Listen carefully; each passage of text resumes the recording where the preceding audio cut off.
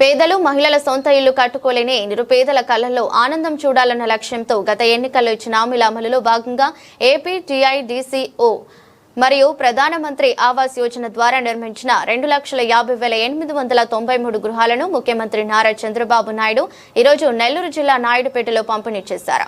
ఇందులో భాగంగా పల్నాడు జిల్లా గురజాల నియోజకవర్గం పిడుగురాళ్ల పట్టణం కొండమూడు కోనంకే రోడ్డులో నిర్మించిన టీఐడీసీఓ గృహాల పంపిణీ కార్యక్రమం ఘనంగా జరిగింది.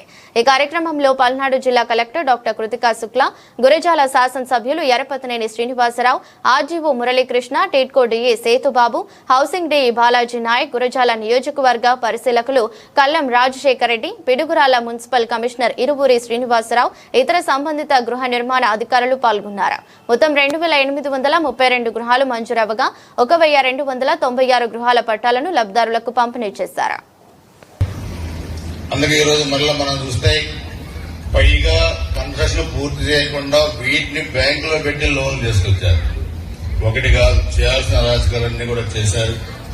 సో మరలా ఈరోజు మీ అందరి ఆశీర్వాదంతో ఎన్డీఏ ప్రభుత్వం ఈరోజు రాష్ట్ర వ్యాప్తంగా కూడా లబ్ధిదారులందరూ కూడా ఈ గృహప్రవేశ కార్యక్రమాన్ని కూడా ఈరోజు చేపట్టడం జరిగింది.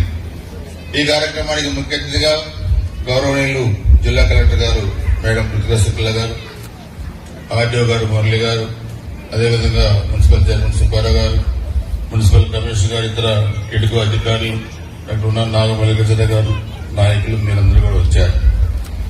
మొత్తం మనకి 2,832 హౌసెస్ లో మనం దాదాపుగా ఈరోజు 1296 మనం కంప్లీట్. వ్యాప్తంగా 2,50,000 ఇల్లు గౌరవనీయులు సీఎం గారు తిరుపతి జిల్లా నుంచి ఇనాగరేట్ చేస్తున్నారు.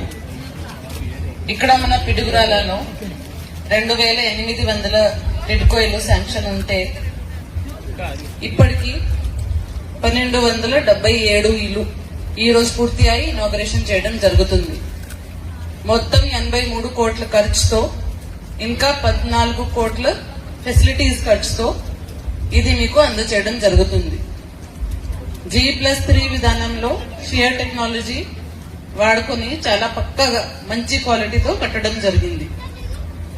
ఇది మనకి ఆడవాళ్ళ పేరుతో మీ అందరికి ఇవ్వడం జరిగింది. మహిళా సాధికారతకి కూడా పెద్ద పీట. ఎందుకంటే ఇది ఒక మహిళ ఇంతకు ముందు అద్దెకి తీసుకోవాలంటే బయట తిరగాలంటే ఏ కుటుంబం కూడా చాలా కష్టం, పిల్లలకి కష్టం, షిఫ్ట్ చేస్తూ ఉండాలి, వాళ్ళ స్కూల్ సంబంధించి ప్రాబ్లం, వాళ్ళ ట్రాన్స్పోర్టేషన్ ప్రాబ్లం. ఇప్పుడు ఒక పర్మనెంట్ రెసిడెన్స్ మీకు దొరికింది. దయచేసి దీన్ని అమ్మద్దు.